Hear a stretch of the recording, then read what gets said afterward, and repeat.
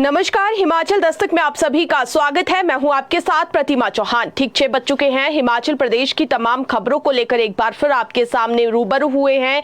क्या कुछ अपडेट आज दिन भर का रहा है, सरकार के बड़े फैसलों की बात करेंगे और इसी के साथ आज महात्मा गांधी व लाल बहादुर शास्त्री की जयंती थी। पूरे प्रदेश और देश भर में इस अवसर पर कई कार्यक्रम आयोजित किए गए और महात्मा गांधी व लाल बहादुर शास्त्री के देश के प्रति किए गए कार्यों और कुर्बानियों को लेकर याद किया गया। लोगों को काफी ज्यादा आज इस पर मोटिवेशन भी दी गई। और इसी के साथ हिमाचल प्रदेश की बात करें तो आज महात्मा गांधी व लाल बहादुर शास्त्री जयंती के अवसर पर राज्यपाल व सीएम सुखविंदर सिंह सुक्खू ने रिज पर स्थापित महात्मा गांधी की प्रतिमा के आगे पुष्प अर्पित किए। इस दौरान राज्यपाल श्री प्रताप शुक्ल ने कहा कि महात्मा गांधी सत्य, कर्तव्य, निष्ठा व अहिंसा के पुजारी थे। सत्यनिष्ठा, सादगी व भारतीय परंपरा से उनका गहरा जुड़ाव था। उनके सिद्धांत हम सभी को प्रेरित करते हैं।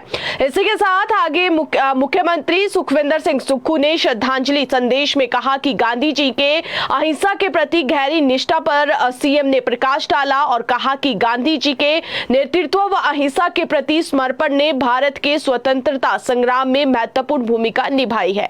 उन्होंने कहा कि देश को वर्षों की गुलामी से उन्होंने मुक्त करवाया है। गांधी के आदेशों से सभी को प्रेरणा मिली है। राज्यपाल सीएम ने रिज पर प्रदर्शनी का भी अवलोकन किया। प्रदर्शनी महात्मा गांधी के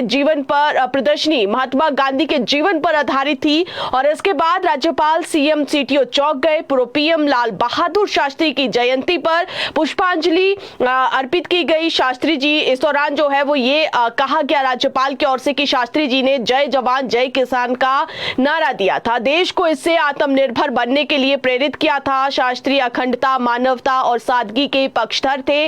वो सभी देशवासियों के लिए प्रेरणा स्रोत थे। तो आज तमाम प्रदेश भर में अलग अलग कार्यक्रम आयोजित किए गए और इस दौरान जो है महात्मा गांधी और लाल बहादुर शास्त्री के जीवन पर आधारित कई प्रदर्शनियों का भी आयोजन किया गया ताकि हिमाचल और पूरे देश भर की युवा पीढ़ी जो है वो इन दोनों महान हस्तियों के जीवन काल से जुड़ी ऐसी कहानियों को जान सके जो कि देश के विकास के लिए काफी ज्यादा अभी भी मानी जाती है। फिलहाल अगली खबर की बात करें तो गांधी जयंती के अवसर पर भाजपा का कांग्रेस पर जुबानी हमला आज बोला गया है। भाजपा ने कांग्रेस सरकार पर जुबानी हमला बोला है। भाजपा के प्रदेशाध्यक्ष राजीव बिंदल ने आज कहा है कि कांग्रेस सरकार ने 1850 लोगों की नौकरियां छीनी है। वहीं कोरोना योद्धाओं के साथ सरकार ने धोखा दिया है, ये आरोप भाजपा ने लगाया। और इसी के साथ भाजपा के प्रदेशाध्यक्ष राजीव बिंदल ने कहा कि हिमाचल में सरकारी विभागों में इस वक्त 67,000 पद विभिन्न कैटेगरी से कर्मचारियों के खाली है। बिंदल ने सरकार को घेरते हुए कहा कि 1 लाख नौकरियों का वायदा कांग्रेस सरकार द्वारा किया गया था, लेकिन कई लोगों से उनका रोजगार अभी तक सरकार छीन चुकी है। उन्होंने आरोप लगाया कि सरकार ने 37,000 नए पद सृजित करने का भी दावा किया था, लेकिन नौकरियों के नाम पर हिमाचल में युवाओं को ठगा जा रहा है। और इसी तरह से अगली खबर की बात करें तो रामलोक मंदिर, आज सोलन के रामलोक मंदिर में सोनिया, प्रियंका, राहुल गांधी पहुंचे थे। कांग्रेस नेता सोनिया गांधी अपने बेटे राहुल व बेटी प्रियंका गांधी के साथ सोमवार को साधु पुल के पास रामलोक मंदिर गई। उन्होंने यहां पर नागलोक मंदिर में माथा टेका। मंदिर में दर्शन के बाद राहुल गांधी वापस लौट चुके हैं। वो चंडीगढ़ तक सड़क मार्ग से गए और फिर अमृतसर चले गए। रामलोक मंदिर के बाबा अमरदेव ने बताया कि सुबह तीनों मंदिर में दर्शन के लिए आए थे। इसके बाद सोनिया व प्रियंका गांधी छराबड़ा लौट आए हैं। अगली खबर की बात करें तो मुख्यमंत्री सुखविंदर सिंह सुक्खू कल सुखाश्रय योजना की लॉन्चिंग करेंगे। शिमला के रिज मैदान में सामाजिक न्याय विभाग ने इस कार्यक्रम को लेकर भव्य तैयारियां कर रखी है और इस योजना के तहत जिन लोगों ने अप्लाई कर रखा है उन्हें मुख्यमंत्री के हाथों कल लाभान्वित किया जाएगा। सुखाश्रय योजना 100 करोड़ से ज्यादा की योजना है और इसी घोषणा से सीएम ने इसकी घोषणा सीएम ने 1 जनवरी को की थी और अब इस योजना को अमली जामा पहनाया जा रहा है।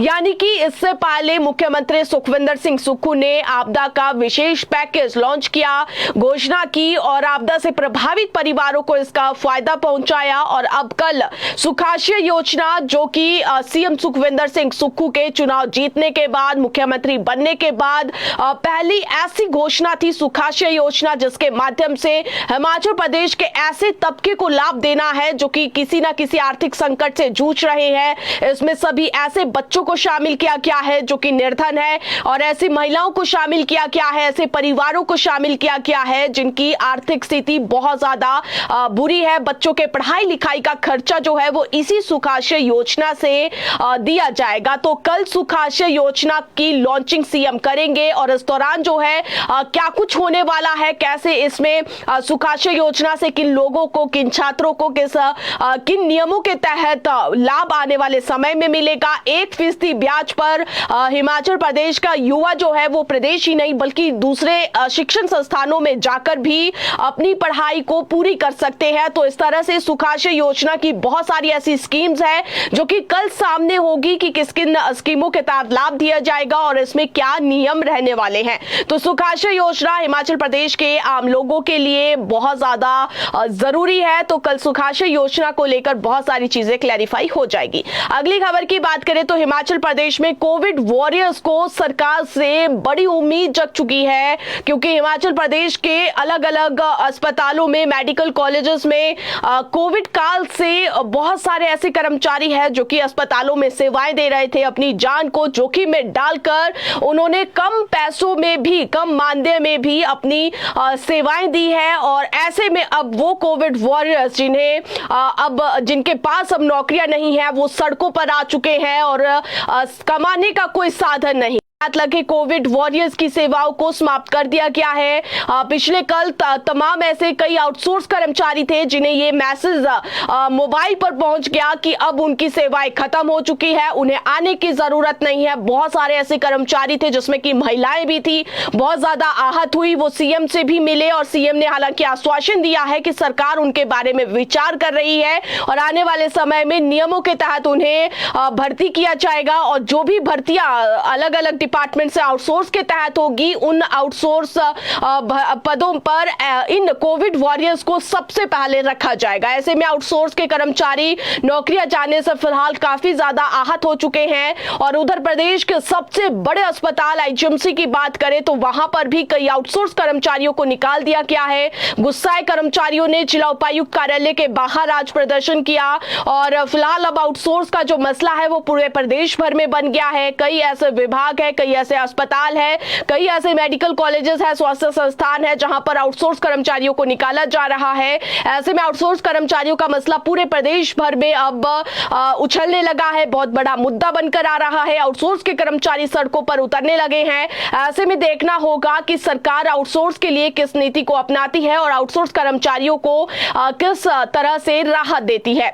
अगली खबर की बात करें तो नए राज्य चयन आयोग से भर्तियों का प्रपोजल तैयार होने लगा है। हिमाचल प्रदेश के लाखों युवाओं को नई उम्मीद जगी है कि अब उनकी भर्तियां एक बार फिर से शुरू हो सकेगी। तो फिलहाल नए राज्य चयन आयोग के गठन के बाद अब सरकार ने भर्तियों का प्रपोजल तैयार करने के आदेश तमाम सभी संबंधित अधिकारियों को दे दिए हैं और अब अलग अलग विभागों में क्लास 3 भर्तियों को लेकर रोस्टर तैयार होने लगा है। और इसके साथ ही हालांकि ये विभागीय स्तर पर रोस्टर तैयार होगा और उसके आधार पर आने वाले समय में नए राज्य चयन आयोग से क्लास 3 की भर्तियां होगी। शिक्षक, गैर शिक्षक, क्लर्क, कई हजारों भर्तियां इस नए राज्य चयन आयोग से होनी है। सबसे ज्यादा 6000 शिक्षक भर्तियां नए राज्य चयन आयोग से ही होगी कमीशन के माध्यम से। इसमें अगर आप देखेंगे तो टीजीटी की भर्तियां हैं, जेबीटी की भर्तियां हैं, तमाम ऐसी भर्तियां हैं जो कि नए राज्य चयन आयोग के बाद ही हो सकेगी। और आप यहां पर देखिए तो नए राज्य चयन आयोग को लेकर स्थिति स्पष्ट हो चुकी है कि जो नया राज्य चयन आयोग होगा पूरी कंप्यूटराइज सिस्टम होगा। यहाँ पर बच्चों के जो एग्जाम होंगे, जो प्रश्न पत्र होंगे, तमाम सभी जो प्रक्रिया है एग्जामिनेशन की वो ऑनलाइन होगी, कंप्यूटराइज्ड होगी। सरकार का ये मास्टर प्लान है। शानन कमेटी के इसी मास्टर प्लान के तहत जो है वो सरकार नए राज्य चयन आयोग को लेकर यहाँ पर कार्य कर रही है। जेईटी से संबंधित भर्तियां भी होनी है। ऐसे में नए राज्य चयन आयोग को लेकर अब सरकार ने अधिकारियों को गंभीरता से कार्य करने को कहा है। और फिलहाल जो नई भर्तियां इस आयोग से होनी है उसमें आपको बताते हैं सरकार ने नए राज्य चयन आयोग की अधिसूचना जारी कर दी है। आईएएस अधिकारी राज कृष्ण पूर्थी को इसका प्रशासक बनाया है। पहले सरकार यहां पर पूरा सेटअप करेगी और यहां पर स्टाफ लगाया जाएगा, पूरा ढांचा स्थापित होगा और इसके साथ पेपर कंडक्ट करने वाली एजेंसी का चयन किया जाएगा। और इसके लिए कार्मिक विभाग ने प्रक्रिया शुरू कर दी है। केंद्र सरकार की एक एजेंसी से इस दिशा में बातचीत भी चल रही है। वो सभी एग्जाम कंप्यूटर आधार पर आयोजित करेगी और इसके चयन को लेकर अभी चर्चा चल रही है। कमेटी ने पहले ही कहा है कि कंप्यूटर बेस्ड एग्जाम होंगे और इसके लिए पूरा सेट बनाना होगा और ये काम सरकार किसी निजी कंपनी को ही सौंपने जा रही है। यानी कि हिमाचल प्रदेश में नए राज्य चयन आयोग से जो भी भर्तियां होगी वो भर्तियां प्राइवेट एजेंसी के माध्यम से होगी और ये एजेंसी हिमाचल से बाहर की होगी। यानी कि बड़ा कोई आईटी सेल होगा जिसके आधार पर नए राज्य चयन आयोग से नए तरीके से जो भर्तियां हैं वो की जाएगी और उन सभी पोस्ट कोड के एग्जाम अब स्कूलों में प्रिंसिपल के पदों को भरा अभी तक सरकार की ओर से फाइनल नहीं किए जा रहे हैं और इस वजह से ब्लॉक रिसोर्स को ऑर्डिनेटर की नियुक्तियां रोकने से स्कूलों के प्रधानाचार्य पर काम का बोझ बढ़ गया है। समग्र शिक्षा के सभी कार्य बीआरसीसी द्वारा किए जाते हैं। इसमें योजनाओं का कार्यान्वयन व वित्तीय संबंधी कई कार्य शामिल रहते हैं, लेकिन पिछले 5 महीने से ये सभी कार्य स्कूल प्रधानाचार्य यानी कि ब्लॉक प्रोजेक्ट ऑफिसर को दिया गया है। ऐसे में स्कूल के कार्यों के साथ साथ प्रधानाचार्यों पर अतिरिक्त कार्य का बोझ बढ़ चुका है और इसके अलावा ब्लॉक में टीचर ट्रेनिंग की जिम्मेवारी भी बीआरसीसी की रहती है। ऐसे में ब्लॉक स्तर पर यह ट्रेनिंग भी प्रभावित हो रही है और बीते अप्रैल महीने में सरकार ने बीआरसीसी के लिए नई पॉलिसी लाने के चलते सभी बीआरसीसी की नियुक्तियां रद्द कर दी थी और इसके बाद ब्लॉक में कार्यरत सभी बीआरसीसी को स्कूलों में नियुक्तियां दे दी गई थी। तब से ब्लॉक में कार्य प्रभावित हो रहे हैं। हालांकि पिछली कैबिनेट में विभाग ने बीआरसीसी की नई पॉलिसी चर्चा के लिए लाई थी, लेकिन इसमें सरकार की ओर से कई आपत्तियां लगाई गई है और इसके बाद अब विभाग इसे दुरुस्त कर फाइनल पॉलिसी तैयार कर रहा है और बताया ये जा रहा है कि अगली कैबिनेट की बैठक में इस पॉलिसी को चर्चा के लिए रखा जा सकता है। सरकार से मंजूरी मिलने के बाद ही इसे लागू किया जाएगा और इसके बाद ही ये भर्तियां हो सकेगी। तो बीआरसीसी पॉलिसी को लेकर हिमाचल प्रदेश के तमाम सभी शिक्षाविद भी इंतजार कर रहे हैं। कहा यही जा रहा है कि बीआरसीसी में लेक्चरर और जेबीटी इन्हें भी शामिल किया जाएगा। सीनियरिटी के आधार पर बीआरसीसी अब स्कूलों में लगाए जाएंगे। मिडल हायर दोनों में अब बीआरसीसी एक ही होगा, यानी कि एक ब्लॉक में एक बीआरसीसी होगा। हायर लेवल और मिडिल लेवल इस तरह से 2 बीआरसीसी अब तैनात नहीं किए जाएंगे। हालांकि ये पॉलिसी के नियम है। अब इन पॉलिसी के नियमों को सरकार मंजूरी देती है या नहीं, ये फिलहाल आने वाला समय बताएगा। अगली खबर की बात करें तो हिमाचल प्रदेश के जिला परिषद कर्मचारी भी सरकार से मुखर हो चुके हैं।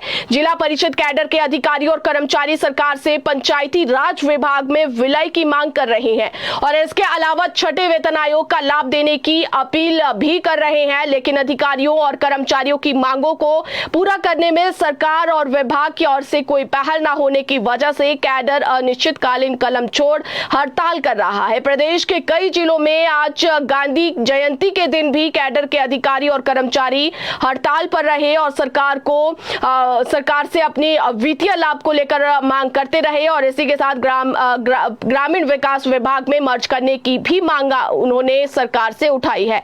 तो अब देखना होगा कि जिला परिषद कैडर के इन तमाम कर्मचारियों को सरकार की ओर से कब तक राहत प्रदान की जाती है। अगली खबर की बात करें तो विश्व धरोहर कालका शिमला रेलवे ट्रैक पर आज 84 दिन बाद ट्रेन की आवाजाही शुरू कर दी गई है।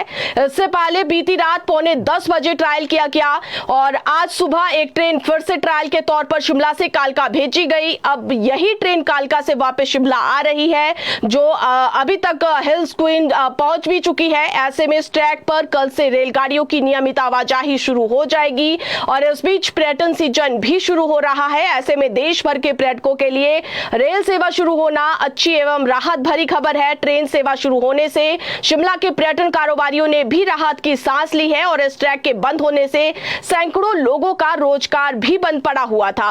कालका शिमला रेलवे ट्रैक को मानसून की बारिश से भारी नुकसान हुआ था। नतीजा ये हुआ कि इस ट्रैक पर पहली बार इतने लंबे समय तक ट्रेनों की आवाजाही नहीं हो सकी। शिमला में 20 लोगों की जान लेने वाले शिव मंदिर लैंडस्लाइड की जगह करीब 40 मीटर रेलवे ट्रैक हवा में लटक गया था और इसी जगह पर पिछले कल और आज 4 बार रेल इंजन चलाकर ट्रायल किया गया। ये ट्रायल सफल बताया जा रहा है। रेलवे बोर्ड की तकनीकी टीम ट्रैक पर नजर बनाए हुए हैं और तकनीकी कर्मियों को देख रही है। ट्रेन सेवा शुरू होने से शिमला अब सीधे देश से जुड़ गया है। हालांकि तारा देवी तक बीते 26 सितंबर को ही ट्रेन शुरू हो गई थी और आज से यात्री अब सीधे शिमला तक रेल से पहुंच पाएंगे। शिमला तक ट्रैक बहाली के बाद शिवालिक डिलक्स, हिमालय क्वीन सहित विस्टा डोम जैसी ट्रेन शिमला पहुंचेगी, जिससे पर्यटकों को सुविधा मिलेगी। प्रदेश में अब पर्यटन कारोबार भी पटरी पर लौट गया है। ऐसे में पर्यटकों के भी बड़ी संख्या में शिमला पहुंचने की उम्मीद अब जग चुकी है। खासकर पश्चिमी बंगाल का टूरिस्ट रेल से काफी तादाद में शिमला पहुंचता है। नवरात्र का पर्व आने वाला है, तो ऐसे में उम्मीद बहुत ज्यादा है कि अब हिमाचल प्रदेश एक बार फिर से पर्यटकों से गुलजार होगा। अगली खबर की बात करें तो नूरपुर के डमटाल के होटल में जिस्म फरोशी देह व्यापार में शामिल 2 महिलाएं पकड़ी गई है। पुलिस ने गुप्त सूचना पर होटल में रेड की। वेश्यावृत्ति धंधे से 2 महिलाओं को छुड़वाया। होटल का मालिक भी गिरफ्तार किया गया है, मामला दर्ज किया गया है और इससे पूर्व भी नूरपुर में जिस्म फरोशी का पर्दाफाश हो चुका है और उस दौरान बाहरी राज्यों की महिलाओं को पकड़ा गया था और अब फिर मटाल में वेश्यावृत्ति का मामला सामने आया है। इससे क्षेत्र में हड़कंप मच गया है। अगली खबर की बात करें तो शिमला जिला के रोडू के जढ़ासली में शिमला की ओर जा रही एचआरटीसी बस पर पहाड़ी से पत्थर गिरने के कारण 3 यात्री घायल हुए हैं। हालांकि बड़ा हादसा होने से टल गया। पुलिस ने घायलों को उपचार के लिए अस्पताल में पहुंचा दिया है। जानकारी के अनुसार जढ़ासली से शिमला के लिए आज सुबह रवाना हुई बस भुलाड़ नाले के पास सड़क पर मलबा पड़ा होने के कारण खड़ी थी। बस के अंदर करीब 1 दर्जन सवारियां भी बैठी थी और इस दौरान पहाड़ी से एक पत्थर गिरकर बस की खिड़की के शीशे को तोड़कर अंदर घुस गया। तो फिलहाल एक बड़ा हादसा होने से आज बच गया। इसी तरह से हिमाचल प्रदेश के मौसम की बात करें तो हिमाचल प्रदेश में 6 दिनों तक मौसम साफ रहने के आसार है। हालांकि आज 1-2 स्थानों पर बारिश रिकॉर्ड की गई है। मौसम विज्ञान केंद्र शिमला के अनुसार पूरे प्रदेश में 8 अक्टूबर तक मौसम शुष्क बना रहने की संभावना है। उधर प्रदेश की ऊंची चोटियों पर बर्फबारी व अन्य कुछ भागों में बारिश होने से सुबह शाम मौसम में ठंडक बढ़ गई है। लोग अब गर्म कपड़ों का इस्तेमाल करने लगे हैं। तो ऐसे में सर्दियों के इस मौसम में आप अपना ध्यान जरूर रखिएगा। तो फिलहाल मुझे दीजिए आप इजाजत। देखकर पढ़ते रहिए हिमाचल दस्तक।